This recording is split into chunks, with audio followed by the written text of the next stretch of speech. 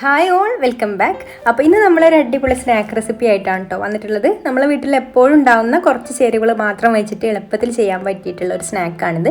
സ്നാക്കായിട്ടും അല്ലെങ്കിൽ ബ്രേക്ക്ഫാസ്റ്റ് ആയിട്ടൊക്കെ കഴിക്കാൻ പറ്റിയിട്ടുള്ളതാണ് കേട്ടോ. അപ്പോൾ എണ്ണയിലൊന്നും പൊരിച്ചെടുക്കാത്തത് കൊണ്ട് തന്നെ ഇത് നല്ല ഹെൽത്തി ആയിട്ടുള്ള ഒരു സ്നാക്കും കൂടിയാണ്. അപ്പോൾ നമുക്കിത് എങ്ങനെയാണ് തയ്യാറാക്കുക എന്നുള്ളതൊന്ന് നോക്കാം. അപ്പോൾ ഇതുണ്ടാക്കാൻ വേണ്ടിയിട്ട് ഞാനിവിടെ നേന്ത്രപ്പഴം പുഴുങ്ങിയെടുത്തിട്ടുണ്ട്. അപ്പോൾ നേന്ത്രപ്പഴത്തിന് അങ്ങനെ പ്രത്യേകിച്ച് കണക്കൊന്നുമില്ല കേട്ടോ. ഞാനിപ്പോൾ ഇവിടെ 3 നേന്ത്രപ്പഴമാണ് പുഴുങ്ങിയെടുത്തിട്ടുണ്ടായിരുന്നത്. അതിൽ നിന്ന് ഒരു പീസ് കഴിച്ചിട്ടുണ്ട് കേട്ടോ. ബാക്കി ഒരു 5 പീസ് നേന്ത്രപ്പഴം ഉണ്ട്. അപ്പോൾ നേന്ത്രപ്പഴം ഒരുപാട് പഴുത്ത് കുഴഞ്ഞ് നേന്ത്രപ്പഴം എടുക്കരുത് കേട്ടോ. കുറച്ചൊരു പാകത്തെ പഴുപ്പായിട്ടുള്ള നേന്ത്രപ്പഴം എടുത്താൽ മതി. അതിൻ്റെ തൊലിയൊക്കെ ഒന്ന് നമുക്ക് കളയാം ആദ്യം.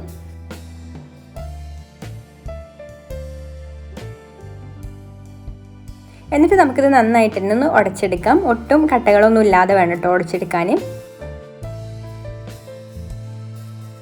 ഇപ്പോൾ ഇതാ പഴം ഇവിടെ ഞാൻ നന്നായിട്ട് തന്നെ ഉടച്ചെടുത്തിട്ടുണ്ട്. അപ്പോൾ ഉടച്ചെടുത്തിട്ട് പിന്നെ അതിൻ്റെ ഉള്ളിലുള്ള കറുത്ത നാരുകളൊക്കെ ഉണ്ടാവുമല്ലോ ഈ ഉടച്ചെടുത്തതിൽ, അതൊക്കെ എടുത്ത് മാറ്റിയിട്ടുണ്ട്.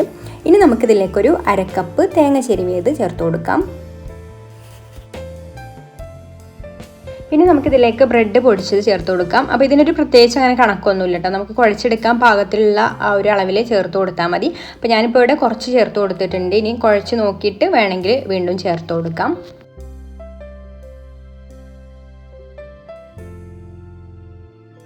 ഇനി നമുക്കിതിലേക്കൊരു 1/2 ടീസ്പൂൺ ഏലക്കാപ്പൊടി ചേർത്ത് കൊടുക്കാം. അപ്പോൾ ഞാനിവിടെ ഏലക്ക പഞ്ചസാരയും കൂടി ചേർത്ത് പൊടിച്ചെടുത്തിട്ടുള്ളതാണ് കേട്ടോ. അതുകൊണ്ട് കുറച്ചധികം ചേർത്ത് കൊടുത്തിട്ടുണ്ട്.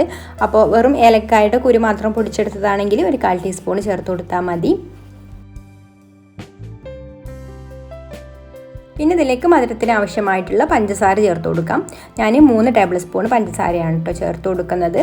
പിന്നെ പഴത്തിൻ്റെ മധുരത്തിനനുസരിച്ചിട്ടൊക്കെ പഞ്ചസാരയുടെ അളവിൽ മാറ്റം വരുത്തണം കേട്ടോ. അപ്പോൾ ചില പഴം നല്ല മധുരം ഉണ്ടാവും, അപ്പോൾ ഇത്രയ്ക്ക് പഞ്ചസാര ആവശ്യം ഉണ്ടാവില്ല.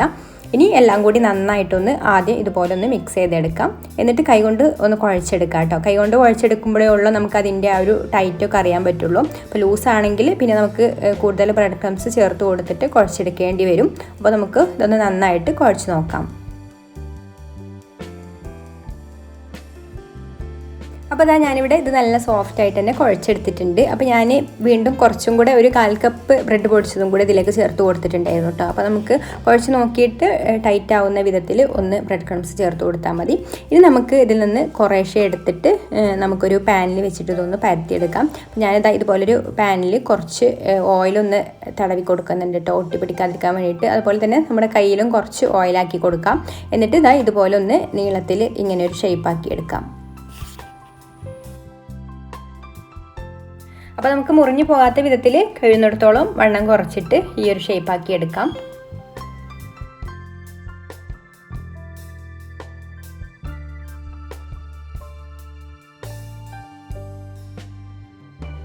എന്നിട്ട് നമുക്കിതാ ഇതുപോലെ ഒന്ന് ചുറ്റി വെച്ച് കൊടുക്കാം കേട്ടോ. നമ്മുടെ ജിലേബിയുടെ ഒക്കെ ആ ഒരു ഷേപ്പിൽ ഇതുപോലെ ഒന്ന് ചുറ്റിച്ച് കൊടുക്കാം.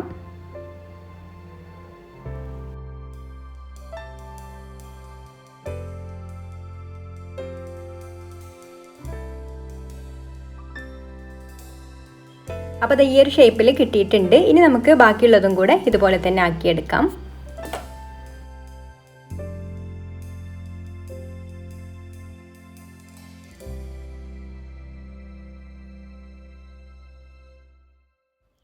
ഇനി ഞാനിവിടെ ഒരു പാൻ അടുപ്പത്ത് വെച്ചിട്ടുണ്ട്. പാൻ ഒന്ന് ചൂടാവുന്ന സമയത്ത് നമുക്കിതിലേക്ക് 1 ടീസ്പൂൺ നെയ്യ് ഒഴിച്ചു കൊടുക്കാം.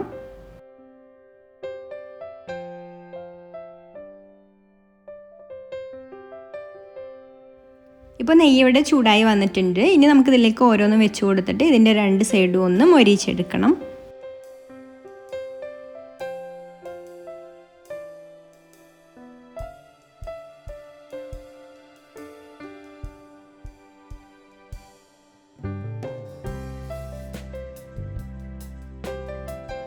ഒരു സൈഡ് ആയി വരുമ്പോൾ നമുക്കതൊന്ന് മറിച്ചിട്ട് കൊടുക്കാം.